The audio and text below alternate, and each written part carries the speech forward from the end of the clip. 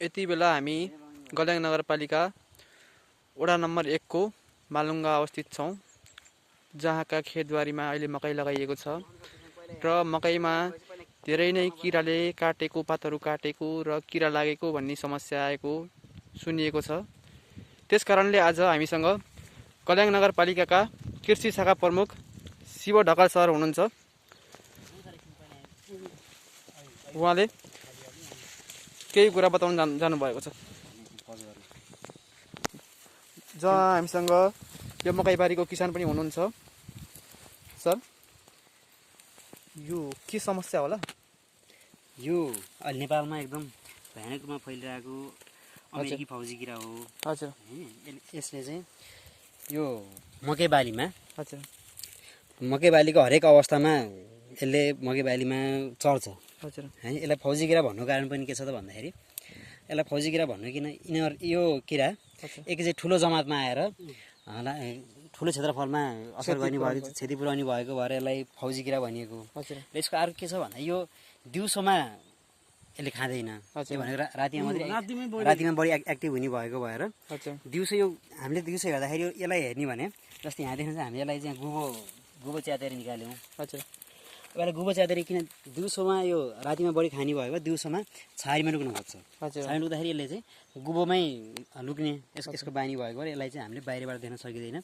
यसलाई गुबो च्यातेर हेऱ्यो भने निस्किन्छ। अब यसको पहिचानको लागि यो रोग चाहिँ एउटा बोटबाट अर्को बोटमा पनि फैलिन्छ, सर्छ। यो रोग भन्दा पनि यो त किरा भयो। हजुर। यो चाहिँ एउटाबाट अर्कोमा समस्या भनौँ। हजुर, समस्याजनकमा फैलिन्छ र यो यसको असर कतिसम्म देखिन्छ भन्दा आज हेर्दाखेरि मकै बाली राम्रै छ। हजुर। भोलिपल्ट हेर्दा अलिकति बिग्रिन्छ, अर्को दिन चाहिँ छपक्कै खाइसकेको पनि हुनसक्छ। यदि यसको सङ्ख्या बढी भयो भने यसले 2 दिन 3 दिनमै सम्पूर्ण बाली नष्ट गरे पनि हुनसक्छ। हजुर। यसको उपचार के होला? अब पहिला यसको पहिचानको कुरा आउँछ। हजुर। यसको पहिचान गर्दाखेरि सुरुमा यसको टाउकोमा भएको उल्टे वाइ आकारको चिन्ह हुन्छ यसको पहिलो पहिचान। हजुर। त्यसपछि गएर यसको पहिचानको रूपमा यो अझै पनि पूर्ण रूपले विकसित भइसकेको लार्वा छैन। यदि पूर्ण रूपले विकसित भएको लार्वामा लार्वाको अन्तिम भागमा जस्तै यहाँ देख्न सकिन्छ, यहाँ पनि 4वटा थोप्ला। हजुर। यसमा पनि यो थोप्ला विकसित हुँदैछ। यो 4वटा थोप्ला एउटा वर्गाकार रूपमा बसेको हुन्छ। यसको मुख्य पहिचान त्यही नै हो। त्यसपछि यसलाई चाहिँ हामी किरा मात्रै हेरेर होइन कि यसको लक्षणहरू हेरेर पनि यसलाई पहिचान गर्न सकिन्छ। जस्तै अब यसको लक्षणहरू हेरेर पहिचान गर्न मैले देखाएँ।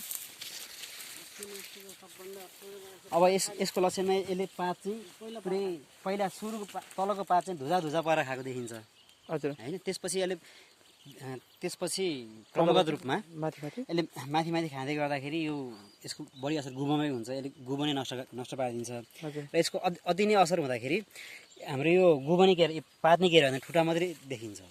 र यसको अर्को पहिचानको अर्को मुख्य भनेको अन्य भन्दा यो किराले आफ्नो जुन बिस्ट्याएको हुन्छ, हजुर, छोडेको जुन बिष्ट हुन्छ, यसको आधारमा हामीले यो फौजी किरा हो भनेर लगभग तपाईँ 70-80% रूपमा हामीले भन्न सकिन्छ। अर्को चिन्ने माध्यम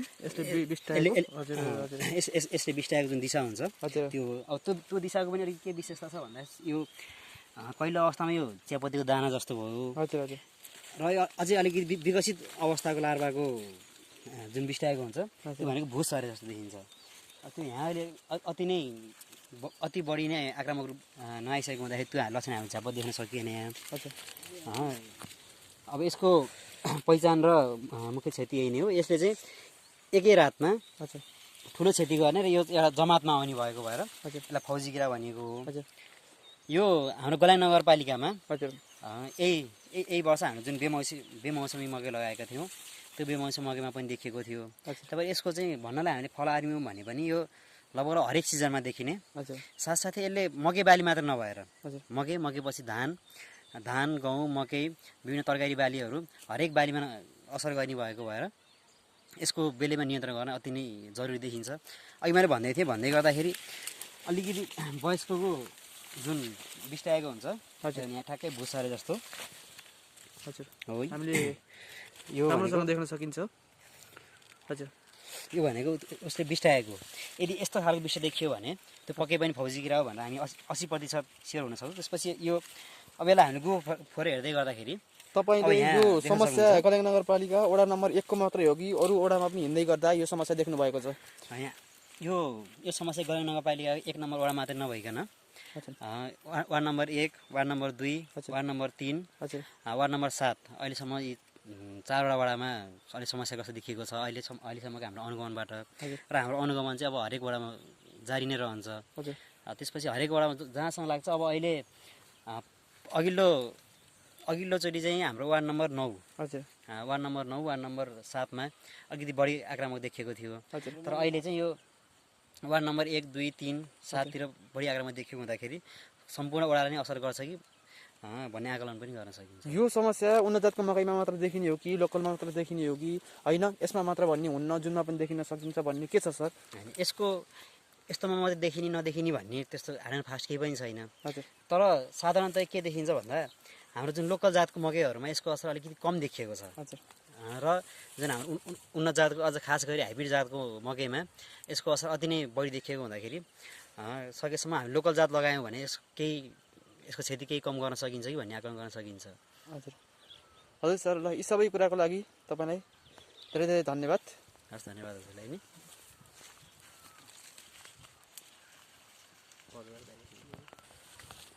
तपाईँको शुभ नाम? मेरो नाम रुकमागत नेउपाने। रुकमागत नेउपाने। अनि अहिले हामी तपाईँको वडा नम्बर 1 मालुङ्गा तपाईँकै बारीमा अवस्थित छौँ। तपाईँले यो मकै लगाएदेखि अहिलेसम्म देखिएको समस्या के होला? समस्या त अहिलेको भनेको यही किरा हो। हजुर यसपालिको योभन्दा अगाडि पनि यही किरा लगाएर खतम पार्यो हजुर हाम्रो। हेर्नुहोस् हजुर पानीहरू पाइप यसो मिलाउँदा यहाँ पाइप तानेर क्या। हामीसँग गलेङ नगरपालिका कृषि शाखा प्रमुख शिव ढकाल सर सँगै हुनुहुन्छ। यो मकैदेखि लिएर सम्पूर्ण कृषि सम्बन्धी कुनै समस्या छ भने उहाँसँग केही कुरा सोध्नु न। यो हाम्रो यो काँक्रो छ हेर्नुहोस्, यो झालै मात्रै भयो कि समस्या के भयो भन्ने चाहिँ बुझेन। एकदम फाल्न चाहिँ एकदम पातलो फले अहिले चाहिँ हेर्नु पाइन्छ, बहुत पातलो फल्यो। झाल अनुसारको फल दियो भने चाहिँ यो लोकल हाइब्रिड हो, भक्तपुर हो। भक्तपुर लोकल भनेको हाइब्रिड जात भन्दा पनि यो हाम्रो लोकलै हो नि होइन सर, उन्नत जात हो होइन। हामीले चाहिँ भक्तपुर लोकल सेलेक्सन गरेर निकालेको जात हो। अब यसमा के हुन्छ भन्दा तपाईँको यसमा अरू हाम्रो हाइब्रिड जातहरू जस्तै गोर्खा ब्रिजमाहरूमा बढी पोथी फुल लाग्ने गर्छ, तर यसमा चाहिँ भाले लाग्छ। भाले फुल बढी लाग्ने हुँदाखेरि यसमा जति फुल फुल्छ त्यसको तुलनामा फलाइन अलिकति कम नै हुन्छ, फलाइन कम नै हुन्छ। र सँगसँगै के पनि छ भन्दाखेरि तपाईँको यो यदि परागसेचन कमी भयो भने फुल बतिला लाग्ने होइन, तर बतिला आएर त बतिला अलिक पहेँलो भएर झरिहाल्ने है। त्यो समस्या के भनेको परागसेचन कमी भएर। अब परागसेचन कमी कसरी सुधार गर्ने र भन्दा त्यसको लागि के अब हामीले यहाँ वरपर मौरी हुन पऱ्यो होइन। भएन भने जस्तै हामी कुनै दिन अलिक बढी पानी पऱ्यो भने मौरी त चरण गर्न आउँदैन। त्यो अवस्थामा पनि परागसेचन कमी भएर झरी हुनसक्छ। यसको लागि 2-3टा विधिहरू छन्। यो त अलिकति ठुलै भइसक्यो। यसमा चाहिँ हामी सूक्ष्म तत्त्वहरू पनि बेला बेलामा छरिरहनुपर्छ। सूक्ष्म तत्त्वहरू बेला बेलामा छरिरहँदाखेरि जस्तै हाम्रो काँक्राहरू बाङ्गाटिङ्गा हुने समस्या हुनसक्छन् होइन, ती समस्याको समाधान गर्न सकिन्छ। र अर्को कुरा यसमा अहिले हाम्रोमा 3G कटिङ भन्ने टेक्नोलोजी आएको छ।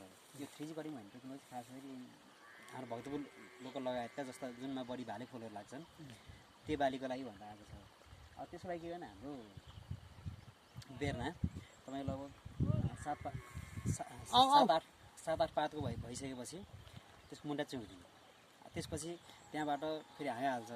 त्यो हाँगा पनि लगभग 7-8 पात छोडेर फेरि चिउँदिने। भनेपछि त्यो 2 पल्ट चिउँदाखेरि हाँगा पनि बढी लाग्ने हुन्छ।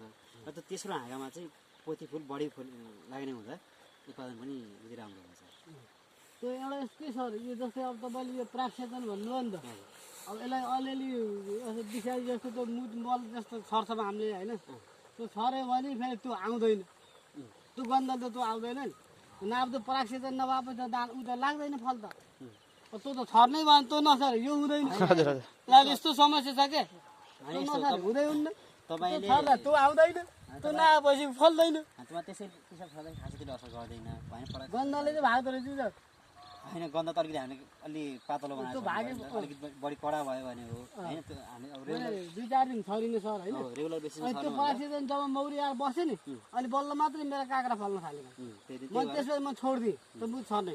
त्यसपछि फल्यो कि सर टन्नी हजुर हजुर त्यो छर्न कस्तो गयो भन्दा दिनदिनै रेगुलर छर्नु भन्दा अनि दिनदिनै छर्दिन एउटा ग्यापमा छर्ने ग्यापमा तपाईँको 4-5 दिन 4-5 दिन लगभग बढी यसो हेरेर कुहिएको जस्तो बढी देखियो भने मात्रै मैले छर्छु अब म छर्दिनँ त्यो छर्ने बित्तिकै त्यो मौरीहरू भाग्दो रहेछ अनि एउटा यत्रो भुँरे किरा आउँछ नि सर त्यो पनि एउटा ऊ रहेछ कि त्यो मेन चिज रहेछ त्यो नभए त्यो जबसम्म घुमेन नि हाम्रो एउटा काँक्रो फलेन कि सर हो एकदम भन्दै पछि मैले यो विश्वास गरेँ म आफू हेरेँ त्यो जब घुम्न थाल्यो बल्ल मात्र बत्तीलाई लाग्न थाल्यो कि काँक्राका हजुर अनि त्यसपछि मौरीहरू आउनु थाल्यो उहाँ पहिला के गर्दा भन्दा खालि किरा मात्रै आउनु थाल्यो कि किरा आयो भने औषधि हान्नु पर्यो पानी हान्नु पर्यो हान्दा ती आउँदैन मैले हान्ने छोडिदिएँ जेले होला भन्यो कि त्यसमा मौरी तीहरू आए अहिले परागसेचन भएर बल्ल अहिले काँक्रा फल्दैछन् त्यही भएर त्यो समस्या रहेछ सकेसम्म अन्य किराहरू लाग्यो भने पनि अरू किरा त त्यही एउटा हामीले रातो किरा हो कडा बिसादी हाल्दाखेरि मौरीले पनि असर गर्छ मौरी पनि त्यो हान्न त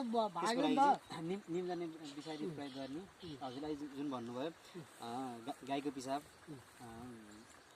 अनि गाईको दुध होइन त्यसलाई पातलो बनाएर छर्नी गऱ्यो भने नि किराहरू नियन्त्रण गर्न सकिन्छ त्यो समस्या देखियो त्यो हजुर तपाईँको काँक्राको विषयमा नि छलफल भइसक्यो अरू कुनै समस्या त्यहाँ पनि छ होइन त्यहाँ बोडी छ हाम्रो त्यो हाम्रो पार्टनरको त्यहाँ एउटा बोडी छैन कि त्यो यही सेम यो किरा त्यहाँ कति छ कि तपाईँको गावामै बस्यो त्यो फुल बोतीलैमा किरा बसिदिँदो रहेछ अनि एउटा पनि छैन त्यहाँ हेर्ने जान्दैन छैन त्यहाँ बोडी पनि यो बारे हेर्नु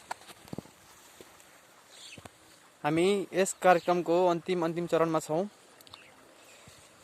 यस कार्यक्रमको अन्तिममा तपाईँले केही सरसँग बुझ्न चाहनुहुन्छ हजुर सर यो अहिले जुन देखियो नि हामीले यो किरा अब यसलाई कसरी नियन्त्रण गर्ने र यसले त भ्याउँछ नामै अमेरिकन फौजी छ स्वाहा पारिदिन्छ हजुर एकै रातमा तर यो चाहिँ यसपालि चाहिँ यसरी पहिला जस्तो हरभर्ती छैन बिस्तारै यसले एट्याक गर्दैछ होइन यसलाई कसरी नियन्त्रण गर्ने त्यसलाई त अब यो त भर्नु धाम त मरियो भैँसीले पनि खाने यही मान्छेले खाने पनि यही यो त नभए धाम त गयो एकदमै यो त हुनु पर्यो हाम्रो यो मालुङमा उता तपाईँ यो उता बेलतिर एकचोटि फेरि दोहोऱ्याएर छर्नु भयो अरे कि मकै यही किराले गर्दा बेलचौर यो फाटातिर हजुर यही लाएर अनि यो एकचोटि सखाप भएर फेरि अर्कोचोटि दोहोऱ्याएर छर्नु आएर भन्ने पनि सुनेको थिएँ मैले अब यसको व्यवस्थापन विधिको कुरा गर्दाखेरि तपाईँको एकदम छपक्कै समस्या आइसकेको छैन छैन त्यही भएर हामीले रासायनिक विषादी भनेको अन्तिम अवस्थामा मात्रै प्रयोग गर्ने तर तपाईँको यो अवस्थालाई हेर्दाखेरि तपाईँले गर्न सक्ने भनेको यो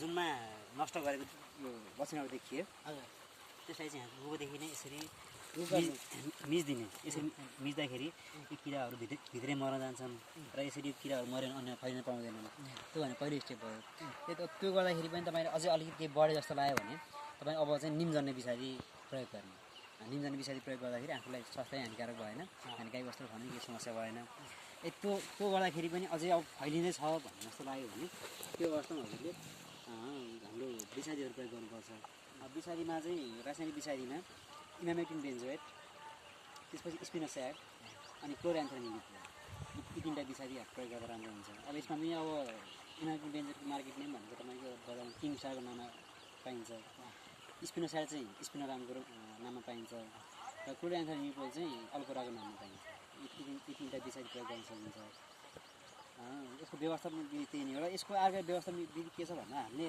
जस्तो यहाँ मकै मात्रै लगाइयो यो मकैको बिचमा हामीले लगाउँदाखेरि सकेसम्म चाहिँ हामी डेस्मोडियम घाँस भनिन्छ अब डेस्मोडियम घाँस घुसुवा बाली कुनै कारणीय हुने भएको भएर त्यो बहुवर्ष बाली हो त्यसको साथै यहाँ यसको बिचमा हामीले बोडी बोडा लगायतका जुन कोसे बाली हुन्छ कोसे बालीहरू लगाउँदाखेरि यसको असर चाहिँ अलिकति कम देखेको हुँदाखेरि सकेसम्म मकैको बिचमा कोसे बाली र घुसो बालीको रूपमा लगाउने भने यसको असर कम देखिन्छ र अब अर्को साल लगाउँदाखेरि मकैको बिचमा कोसे बाली लगाउनु भयो भने यसको असर कम गर्नु अनि एउटा चाहिँ सर यो छुट्टै पर्छ नि त मकै हो यो सियो सेन्टी कि मकै घाँस भन्छौँ नि त्यो सेन्टी